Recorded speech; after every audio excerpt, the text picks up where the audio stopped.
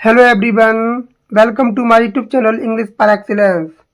और LT grade की series को आगे बढ़ाते हुए आज का हमारा टॉपिक है 12 मिलियन ब्लैक वॉइसेस, जिसको लिखा है रिचर्ड राइट ने। मोस्ट इम्पोर्टेंट टॉपिक है आज का। कल वाला जो टॉपिक था द रोड टू हैप्पीनेस, उम्मीद करता हूँ आपने वीडियो देख ली होगी। तो आज हम पढ़ेंगे कंप्लीट बायोग्राफी और रिचर्ड राइट, इम्पोर्टेंट वर्क्स इनके, कंप्लीट समरी इन हिंदी, और लास्ट में हम करेंगे 50 प्लस 1 आवर को क्वेश्चन को, जिससे कि हमारा कोई पूरा का पूरा टॉपिक क्लियर हो जाए।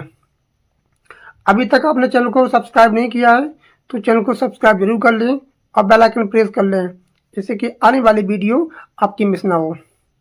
पूरा का पूरा सिलेबस जैसे हमने वादा किया है, कंप्लीट सिलेबस कराएंगे आपको, तो बने रहे। आपको ग्रामर, वोकैब और लिटरेचर का टॉपिक है पूरा का पूरा आपको यही मिल जाएगा। आपको इधर उधर भटकने की जरूरत नहीं है। तो स्टार्ट करते हैं सेशन को। तो सबसे पहले पढ़ेंगे बायोग्राफी ऑफ रिचर्ड राइट। तो इनका जो फुल नेम है इसको ध्यान रखेंगे, रिचर्ड नैथनियल राइट, इंपॉर्टेंट है। इनका पूरा नाम पूछा जाता है। इनका जन्म हुआ था 4 सितंबर 1908, जो हुआ था रोजी मिसिसिपी यूएसए में। इनकी डेथ हुई थी नवंबर 28 1960 पेरिस फ्रांस में।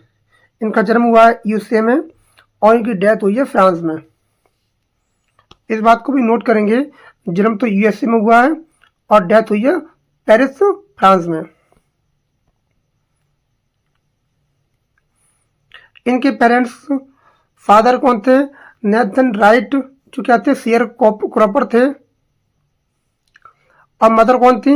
एला विल्सन राइट, जो स्कूल टीचर थी। इस बात को भी पॉइंट नोट करना है। स्पाउज, इनकी 2 धर्म पत्नी थी, एलन पॉपुलर और डिमा रोज मेडिमन।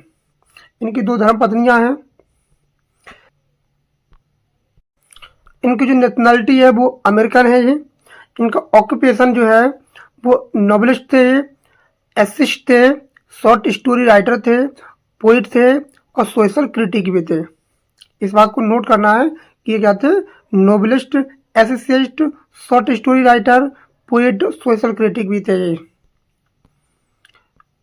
लिटरेरी मूवमेंट, तो कौन कौन से लिटरेरी मूवमेंट्स जुड़े थे? ये the Harlem Renaissance later phase था ये, और ब्लैक अमेरिकन लिटरेचर और सोशल रियलिज्म। तो ये क्या थे? कुछ लिटरेरी मूवमेंट थे जिनके साथ ये जुड़े थे। इनकी मेजर थीम क्या थी? रेसिज्म एंड ऑपरेशंस,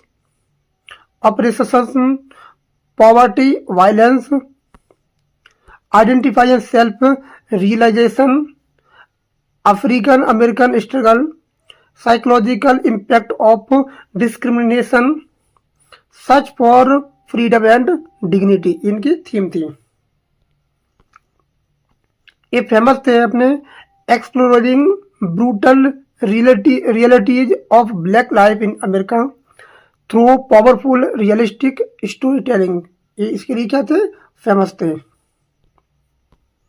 इनके मेजर वर्क थे नोबेल।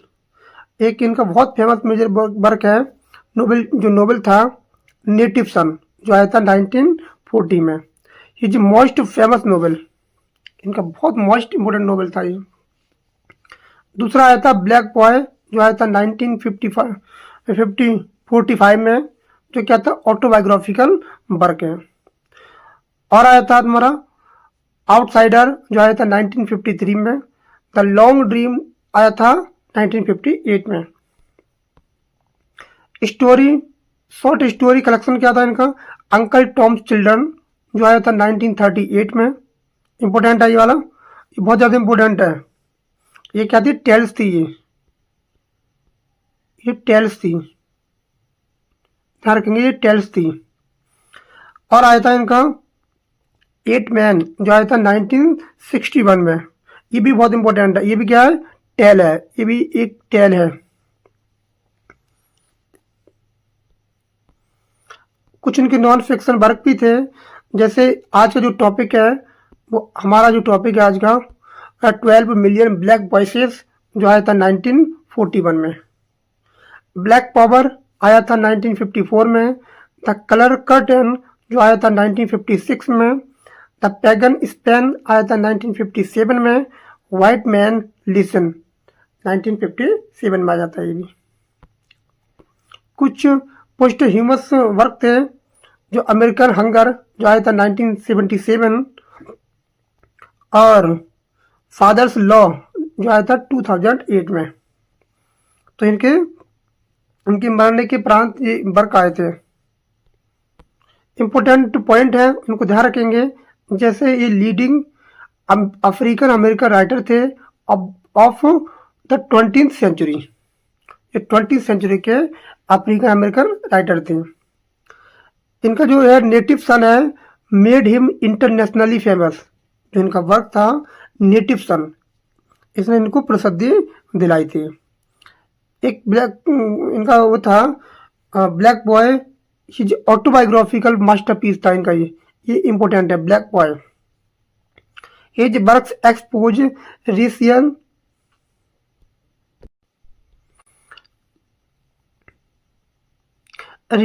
इनजस्टिस, जो जातीय जो अन्याय होता है इन अमेरिका में, उसके लिए एक्सपोज करते हैं जी। और क्या था, moved in France in 1947 due to racial discrimination in the USA. ये चले गए थे फ्रांस में 1947 में, और इनकी डेथ भी कहाँ होती है, इनकी डेथ भी पेरिस में ही होती है, फ्रांस पेरिस में।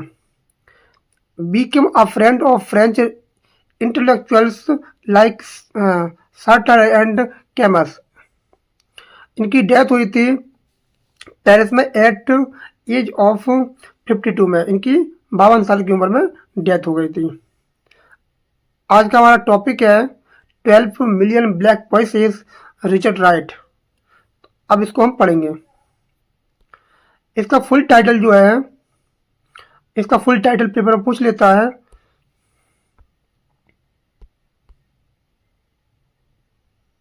Full title 12 million black voices, ये इसका फुल टाइटल है, इसको नोट करना है। A folk history of the Negro in the United State of America, इसका क्या है, फुल टाइटल है। इसको स्क्रीनशॉट ले लें या लिख लें। ये पूछे जाने वाला टॉपिक है, और इसको नोट कर लें कि इसका फुल टाइटल क्या है। तो 12 million black voices, a folk history of the Negro in the United States of America. इसको लिखा है रिचर्ड राइट ने, जो पब्लिश हुआ था 1941 में। इसका जॉनरा था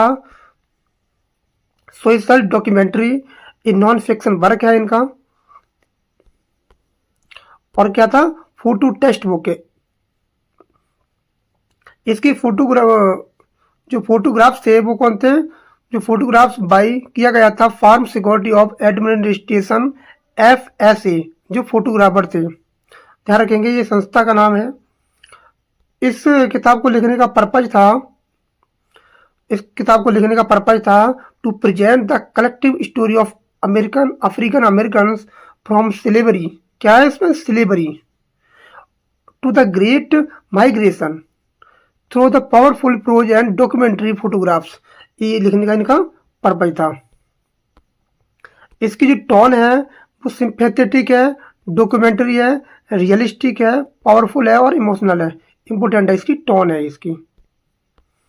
इसकी जो मेजर थीम है वो क्या है इसमें, इसको ध्यान रखेंगे। इसकी मेजर थीम इसमें आपको मिलेगा रेसिज्म एंड ऑप्रेशन, नक्सलवाद और उत्पीड़न आपको देखने को मिलेगा। इसमें आपको देखने को मिलेगी स्लेवरी, दास्ता, और इसमें मिलेगी इट्स लेजेसी, इसकी विरासत देखने को मिलेगी। इसमें आपको देखने को मिलेगा पॉवर्टी एंड स्ट्रगल, एक गरीबी और संघर्ष देखने को मिलेगा। इसमें आपको देखने को मिलेगा अर्बन माइग्रेशन, शहरी प्रवासन आपको मिलेगा। इसमें एक्सप्लॉयटेशन ऑफ ब्लैक लेबर, जो असलियत लोग होते हैं, जो काले लोग होते हैं, उनका आपको शोषण दिखाई देगा। आपको इसमें देखने को मिलेगा hope hope resilience and survival, आशा, सहनशीलता और अस्तित्व को देखने को मिलेगा। आपको इसमें देखने को मिलेगा अमेरिकन सोशल इंजस्टिस, अमेरिका में जो सोशल इंजस्टिस था आपको इसमें देखने को मिलेगा। अमेरिकी सामाजिक अन्याय आपको देखने को मिलेगा। इसमें आपको देखने को मिलेगा कलेक्टिव आइडेंटिटी, सामूहिक पहचान आपको देखने को मिलेगी। मोस्ट इंपोर्टेंट है, रियलिटी पर आधारित है। अब हम पढ़ेंगे इसकी 12 मिलियन ब्लैक वॉइसेस की डिटेल हिंदी समरी। तो स्टार्ट करते हैं हिंदी समरी। रिचर्ड राइट की नॉन फिक्शन कृति है ये, जो 12 मिलियन ब्लैक वॉइसेस, इसका फुल टाइटल है, इसको फुल टाइटल को याद रखेंगे, a folk history of the Negro in the United States of America, इसका फुल टाइटल है। जिसमें एडविन, एक व्यक्ति था एडविन रॉसकम द्वारा चयनित तस्वीरें शामिल हैं। इसको नाम याद रखेंगे इस व्यक्ति का, क्या नाम है इसका, एडविन रॉसकम द्वारा चयनित तस्वीरें शामिल हैं इसमें, जो अमेरिका में 1941 में प्रकाशित हुई थी। तो ध्यान रखेंगे। तो वो तस्वीरें कब प्रकाशित हुई थी? 1947 इन यूएसए, अमेरिका में।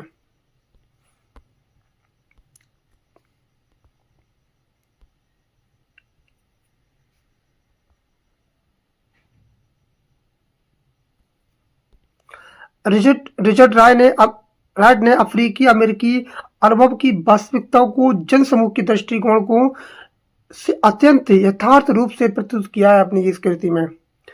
वे ग्रंथ काले अमेरिकियों को लोक इतिहास बन गया है। ये जो ग्रंथ है वो क्या बन गया है? जो काले लोग थे, काले अमेरिकी के लोग जो थे, उनके लिए इतिहास बन चुका है। लेखक जब उत्तर और दक्षिण दोनों क्षेत्रों में, उत्तर में और दक्षिण में दोनों क्षेत्र में पीड़ित लोगों की आवाज देता है, तब उसकी अभिव्यक्ति कवि जैसी होती आती है। कब की बात कर रहा है? उत्तर और दक्षिण के लोगों की बात कर रहा है वो, उनकी संघर्ष की बात कर रहा है वो। औद्योगिक खेती, जो खेती है इनकी, कि विकास में हिस्सेदारी पर खेती करने वाले जो किसान थे, जो शेयर क्रॉपर्स थे, की आवश्यकता को समाप्त कर दिया गया है। वो नॉर्थ और दक्षिण की, उत्तर और दक्षिण की जो किसान थे, उनकी जो खेती थी, उनकी हिस्सेदारी थी, जो उनको क्या कर दिया? समाप्त कर दिया है। उसकी आवाज बने थे हमारे रिचर्ड राइट। लेखक विशेष रूप से उत्तर में, ध्यान रखेंगे, नॉर्थ में, उत्तर में प्रवास करने वाले जो अश्वेत लोग थे, जो काले लोग थे, ब्लैक लोग थे, लोगों द्वारा झेली गई यातना और कष्टों पर ध्यान देते हैं। ध्यान रखेंगे, किसकी बात कर रहा है? नॉर्थ की बात कर रहा है। नॉर्थ की बात कर रहा है। नॉर्थ के जो लोग थे उनको क्या थे? काले लोग थे। उनको सताया गया था, परेशान किया गया था, उनको यातना दी गई थी, उनको कष्ट दिया गया था। उनके कष्टों को देखते हुए इस पर फोकस करते हैं वो। आगे वो कहते हैं कि निसंदेह उत्तर दक्षिण से बेहतर था। जो उत्तर था, मतलब इसमें कोई संदेह नहीं था, जो उत्तर था वो दक्षिण से क्या था? बहुत ज्यादा बेहतर था। परंतु वह कभी भी उनका स्वर्ग नहीं बन पाया। मतलब कितना भी अच्छा हो गया था, लेकिन उसमें उत्पीड़न, कष्ट आपको देखने को मिले थे इसमें। जो शेयर क्रॉपर थे, किसान लोग थे, उनकी खेती बाड़ी में हिस्सा नहीं मिल पा रहा था, तो उनको परेशान किया जा रहा था। वो लोग काले थे, रंगभेद की क्रांति थी।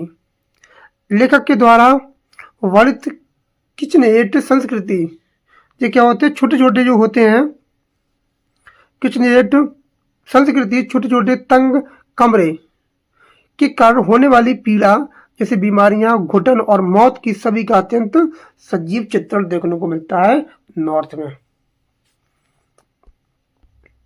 ये जो प्रसिद्ध पुस्तक है, photographer Dorothea Lange Walker, Evans Benson आदि की तस्वीरें इसमें देखने को मिलती हैं। ध्यान रखेंगे, Dorothea Lange Walker, Evans Benson आदि की तस्वीरें इसमें देखने को मिलती है। इसमें क्या थी? तस्वीरें थी, फोटोग्राफिक थी, डॉक्यूमेंट्री थी का रूप धारण कर लेती है। ये जो थी, ये कहानी थी, वो डॉक्यूमेंट्री का रूप धारण कर लेती है। लेखक जो होते हैं वो अमेरिकी ढोंग बिगोटरी की आलोचना करता है और अश्वेत समाज के विकास की हर चरण में झांकता है। जो अश्वेत लोग थे, अश्वेत मतलब काले लोग थे। आगे वो कहते हैं जो दास व्यापार की भयावहता थी, जो दास लोग थे वो क्या थे, उनकी भयावहता थी। The horror of the slave trade frighten the reader, तो पाठक को हिला देती है, जो पढ़ने वाले लोग हैं उनको हिला देती है। वह बागान जीवन के पतन को उजागर करता है। वह ये भी दिखाता है कि अश्वेत लोगों ने किस प्रकार की लीचिंग और हिंसा को सहा है। वो कहते हैं कैसे वायलेंस को जो हुआ था उन पर कैसे लीचिंग और वायलेंस को उन पर कई लोगों पर दबाया गया था। और कहते हैं पुस्तक पढ़ते समय पाठक को भीतर भीतर चीखती हुई काली आवाजें सुनाई पड़ती हैं। वो क्या करती है, काली आवाजें सुनाई पड़ती हैं। कैसी काली आवाजें? काली आवाज का मतलब काली लोग, अश्वेत लोग की बात कर रहा है वो। जब मैं किताबें पढ़ता हूँ तो मुझे उनकी चीख आवाज सुनाई देती हैं, तो मैंने उनके लिए आवाज उठाई। एक संस्था थी FSA, फार्म सिक्योरिटी एडमिनिस्ट्रेशन के फोटोग्राफर जो थे रॉसकम नाम आया था, रॉसकम। तो ध्यान रखेंगे एडविन रॉसकम द्वारा चुनी गई तस्वीरें, जो तस्वीरें चुनी गई थी इस पीड़ा और दुख को और तीव्रता से महसूस करवाती हैं। इनका ध्यान रखेंगे, यानी तस्वीरें, ये संस्था का नाम है जो महसूस कराती हैं।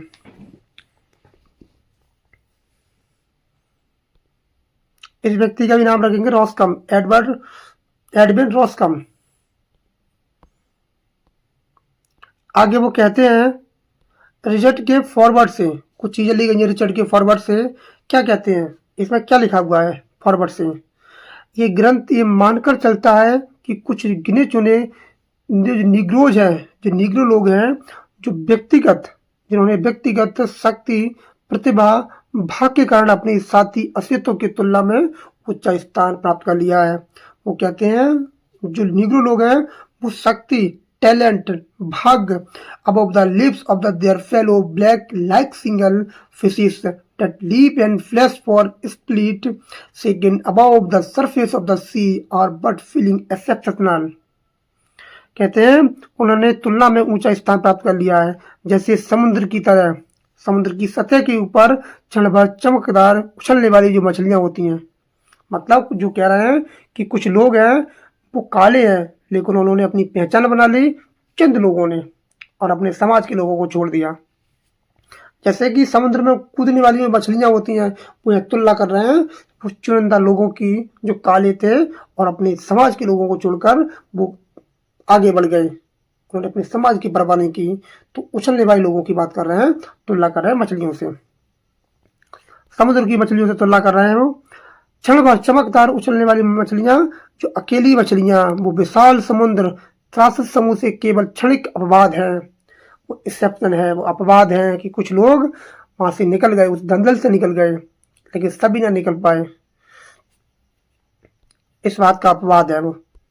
और कह रहे हैं जो गहराइयों में धारा के विरुद्ध तैर रहा है, मौन है वो, भारी है, एक समान नियत की ओर संघर्ष कर रहा है। वो जो लोग हैं वो लोग संघर्ष कर रहे हैं वो। आगे वो कहते हैं इसलिए ये ग्रंथ जो है, इनका जो फॉरवर्ड नाम का ग्रंथ है, अश्वेत जीवन की उन्हीं अनुभवों को केंद्रित करता है और ऐतिहासिक मानता है। वो क्या मानते हैं? ऐतिहासिक मानता है, जो असंख्य काले लाखों लोगों से जुड़े हैं।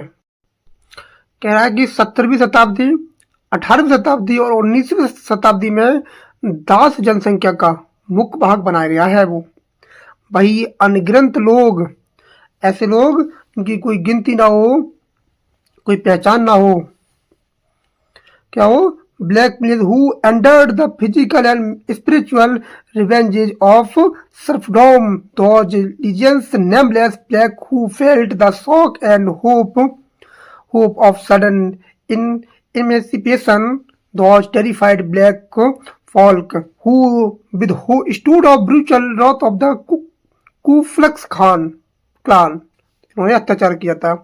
कह रहा है कि ऐसे लोग जिन्होंने दास के शारीरिक और मानसिक अत्याचार झेले हैं, ये वही लोग हैं जिन्होंने अचानक मिली फ्रीडम का झटका और आशा दोनों को महसूस किया है।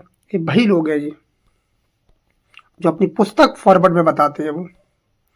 ये वही लोग हैं जिन्होंने क्या महसूस किया है, ये महसूस किया है आतंकग्रस्त लोग जिन्होंने कू क्लास क्लान, ये जगह ये लोग थे कू क्लास क्लान, इसको मैं लिख देता हूँ,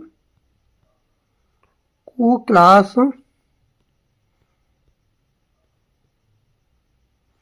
कुक्लास कुक्लस कुक्लस क्लान, इसके अत्याचार को झेला है, ये नाम है। तो क्या झेला है, कुक्लास के क्रूर प्रकोप को सहा है, इधर रखेंगे इनके उन काले लोगों ने, और वो कहते हैं इनके अत्याचार को सहा है। और वही जिन्होंने कपास और तंबाकू के बागानों से भागकर, कहां से भागकर, कपास और cotton and tobacco plantations to seek refuge to northern and southern cities coincident with the decline of the cotton culture of Old South। कहते हैं उन्होंने कपास और तंबाकू के बागानों से भागकर उत्तर और दक्षिण के शहरों में शरण ली है। ये वही लोग हैं। ठीक उसी समय जब पुराने दक्षिण के कपास उद्योग का पतन शुरू हो गया था, उसी समय की बात है ये इनका कहाँ से था, जो इन्होंने टेस्ट लिखा है वो लिखा है फॉरवर्ड, ध्यान रखेंगे।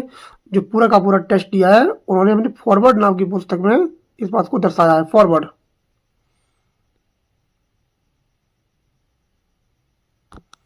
इस बात को कहा है, उन ब्लैक लोगों की आवाज को उठाया है उन्होंने। आगे क्या होता है, आगे बात बढ़ती है। पुस्तक के 4 भाग हैं, इस पुस्तक के 4 भाग हैं। जो 150 पृष्ठों वाली एक पुस्तक है जिसके 4 भाग विभाजित हैं। इसका पहला भाग क्या है, अवर स्ट्रेंज बर्थ, हमारा अजीब जन्म। इसका पहला भाग क्या है, अवर स्ट्रेंथ बर्थ। दूसरी पुस्तक है जिसके दूसरा भाग है इसका इनहेरिटेटर्स ऑफ स्लेवरी, दासता के उत्तराधिकारी। तीसरी भाग है इसका death on the city pavements, शहर की सड़कों पर मृत्यु। चौथा जिसका भाग है मैन इन द मेकिंग, बनने वाले मनुष्य। कहते हैं चौथा भाग जो मैन इन द मेकिंग है, चौथा भाग तस्वीरों से संबंधित जानकारी भी देता है। कहते हैं जो चौथा भाग है वो तस्वीरों से बनी हुई जानकारी को भी देता है। रिचर्ड राइट उन 3 वर्गों का उल्लेख करते हैं जो असलियतों से ऊपर माने जाते थे। 3 लोग थे जो सबसे ऊपर माने जाते थे। असलियत मतलब काले लोग, ब्लैक्स। कौन कौन से थे वो 3 लोग जो सबसे ऊपर माने जाते थे, वो थे लॉर्ड्स ऑफ द लैंड, जमीन के मालिक, बागान चलाने वाले लोग। और कौन से थे वो 3 लोग सबसे ऊपर माने जाते थे, बॉसेस ऑफ द बिल्डिंग, उद्योगों के मालिक, बॉसेस ऑफ द बिल्डिंग, ये भी क्या थे, ऊपर थे। और कौन थे पुअर वाइट वर्कर्स, गरीब श्वेत मजदूर जो रोजी रोटी के लिए संघर्ष करते थे। ये 3 लोग थे जो ऊपर थे। किससे ऊपर थे, असेते से, काले लोगों से ऊपर थे ये। जो फर्स्ट पार्ट है, जो अबर स्टैंड वर्थ से कुछ चीजें ली गई हैं, जो टेस्ट को लिया गया है। जो पहला पार्ट है, कहते हैं पहले पार्ट में अबर स्टैंड बर्थ। कौन कौन से चौथे पार्ट है मैं आपको बता देता हूँ। ये वाला जो था पहला पार्ट, ये वाला, ये इस पार्ट से आगे बता रहे हैं इसके बारे में, इसके अंदर क्या लिखा हुआ है। तो अबर स्टैंड बर्थ तो कह रहा है कि हर दिन, कहते हैं कि हर दिन जब आप खेतों की धूल भरी जमीन पर या शहर की पक्की सड़कों पर असलियत लोगों को देखते हैं। असलियत मतलब ब्लैक लोग, काले लोग। ध्यान रखेंगे जहां जहां असलियत आता है वो होते हैं काले लोग, जो क्या नहीं, गोरे नहीं है। तो स्वाभाविक है जब गोरे नहीं है तो क्या है, वो काले हैं, को देखते हैं तो आप प्राय हमें सहज ही समझ लेते हैं और सोचते हैं कि आप हमें जानते हैं। तो लोग खुद पहचान लेते हैं कि आप हमें जानते हैं, परंतु हमारा इतिहास आपकी कल्पना से कहीं अधिक विचित्र है।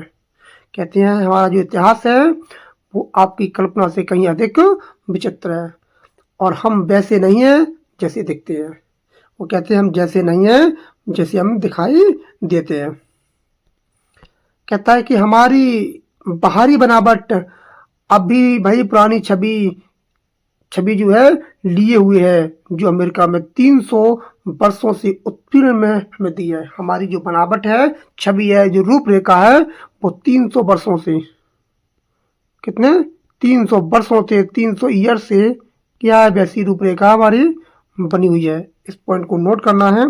300 सालों से, और हमको हम पर अत्याचार किया जा रहा है, उत्पीड़न हम पर किया जा रहा है। 300 सालों से हम उत्पीड़न को झेल रहे हैं। ये कौन बात कह रहे हैं? ये कह रहे हैं काले लोग।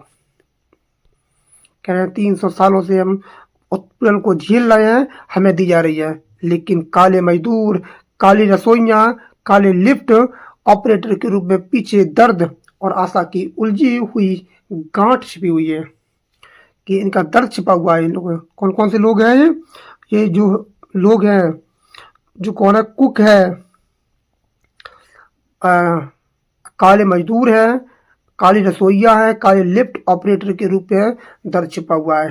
कहते हैं जिसकी तंतु कई समय और स्थानों से आकर मिलते हैं, कई चीज आके एक दूसरे से कनेक्ट होती हैं।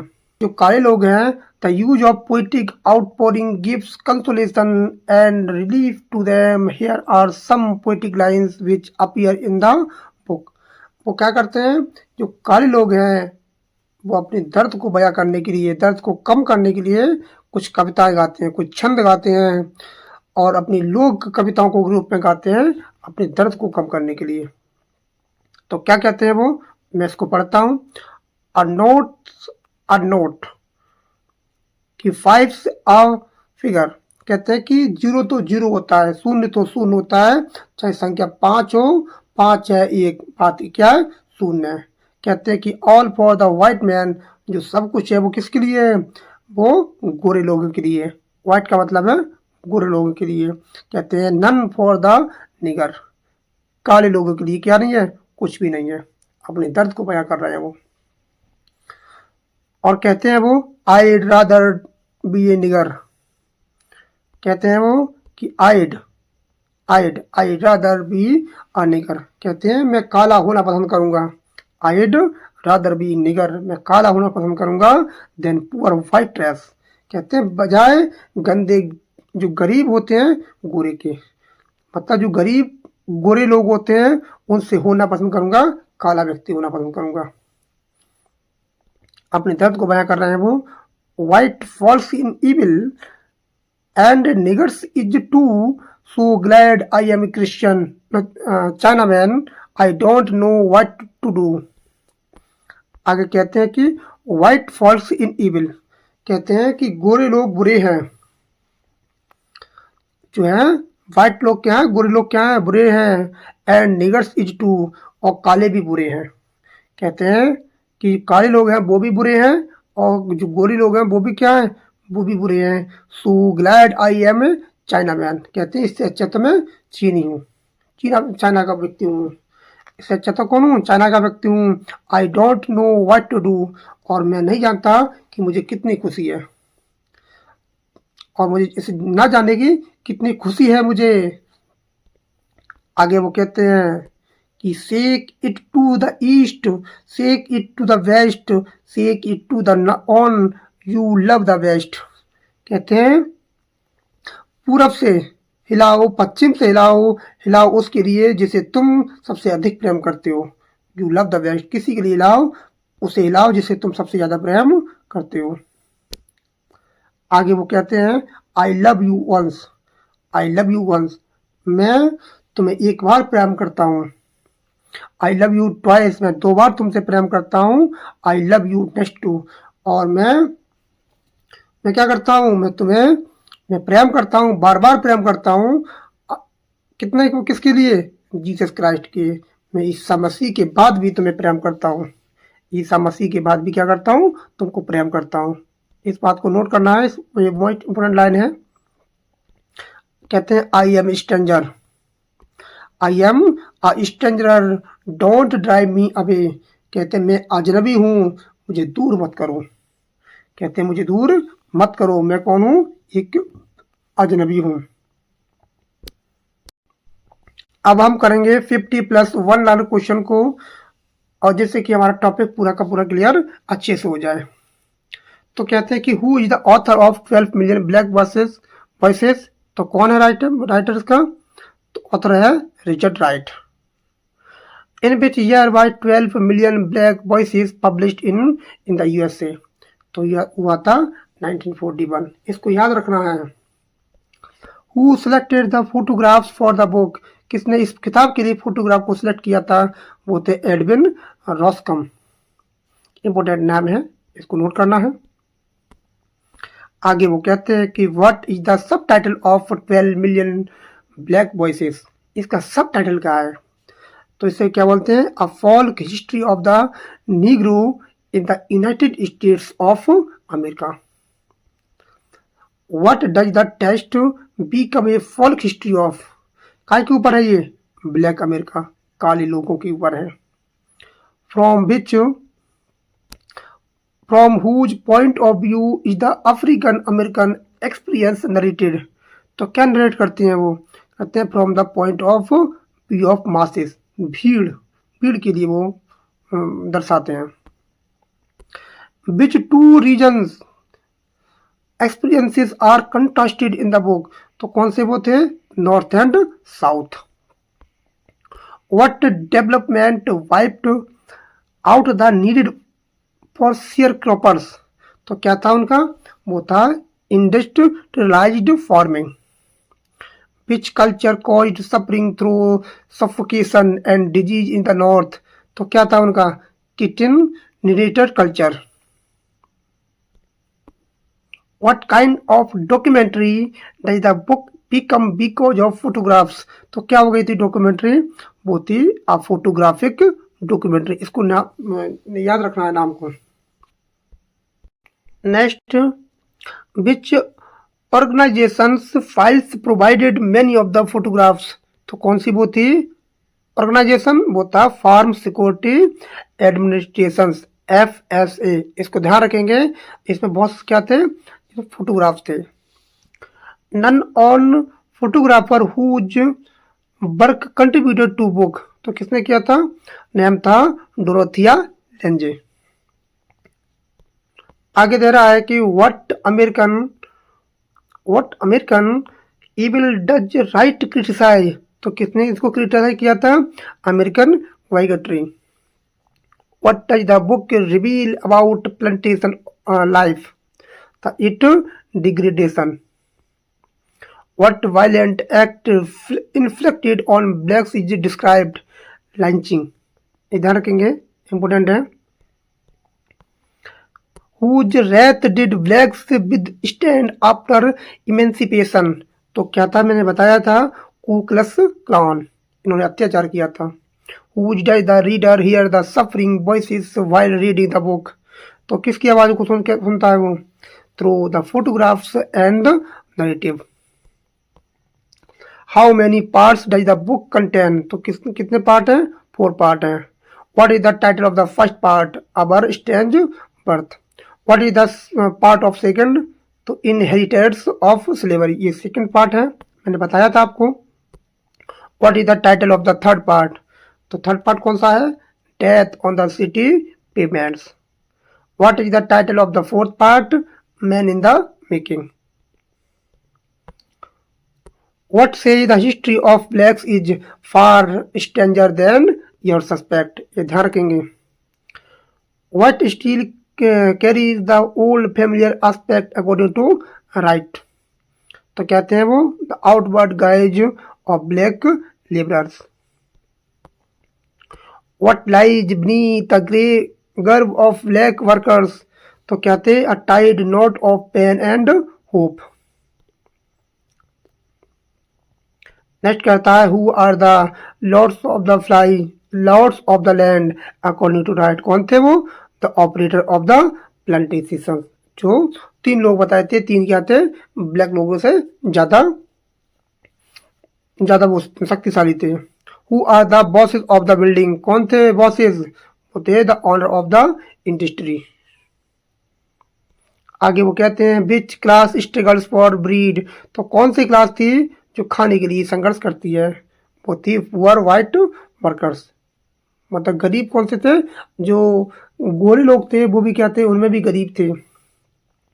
What gave blacks 300 years of familiar aspect, तो क्या दिया था, operation in America. What poetic form do blacks use for consolation, तो थी राइम्स, वो गीत गाते थे, कविता गाते थे। According to the rhyme, all for the white man, none of for the nigger, historical used exactly as the test जो दिया था उसमें से निकल गया है। What does the speaker prefer rather than being poor white trash, तो being a nigger। In one rhyme, who is said to be evil, तो क्या था, white folks। In whom else does the rhyme call evil, तो की थी niggers। What identify grief's relief in the rhyme, so glad I am Chinaman, कहता है कि मैं उन लोगों से अच्छा हूँ कि मैं चाइना मैन हूँ। Slack, sack, it the east, sack, it the west refer to what, the rhyming folk verse है ये। I love you next to Jesus Christ। What plea ends one of the rhymes, ये कहती don't drive my me away, मुझे दूर मत ले जाओ, मुझे दूर मत ले जाओ। What does right reveal about the horrors experienced by blacks, कहता है the horrors of slave trade।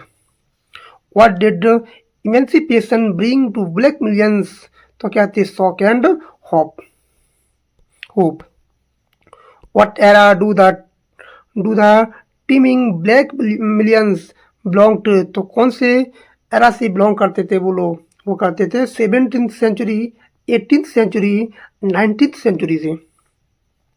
What do revenges did blacks endure under the serfdom, तो उन्होंने कौन कौन से अत्याचार झेले थे, फिजिकल और स्पिरिचुअल रिवेंजेज, उन्हें दो प्रकार के अत्याचार को झेला था, फिजिकल और स्पिरिचुअल।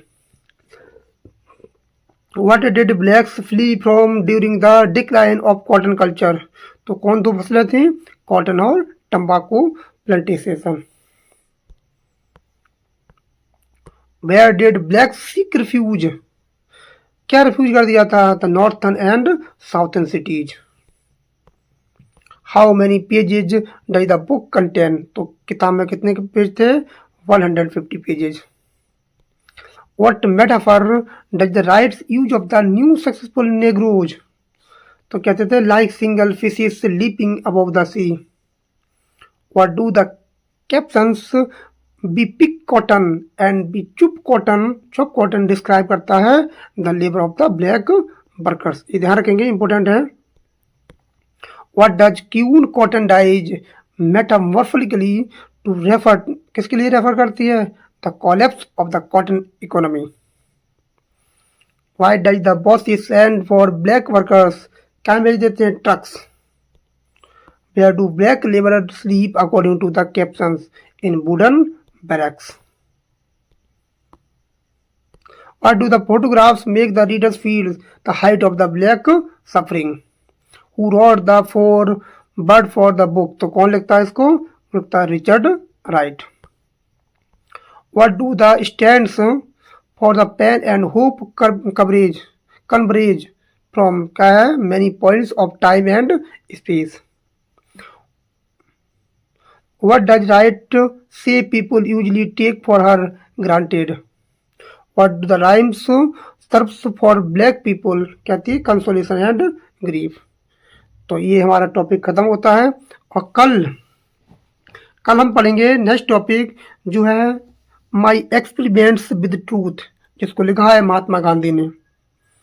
तो इसको हम कल पढ़ेंगे और मिलते हैं कल, और कल की बहुत ही ज़्यादा बेहतरीन वीडियो होने वाली है। और अभी तक आपने चैनल को सब्सक्राइब नहीं किया है तो चैनल को सब्सक्राइब जरूर कर लें और बेल आइकन प्रेस कर लें, जिससे कि आपकी कोई वीडियो मिस ना हो। तो मिलते हैं कल। Thanks a lot for watching this video। Thank you everyone, have a nice day।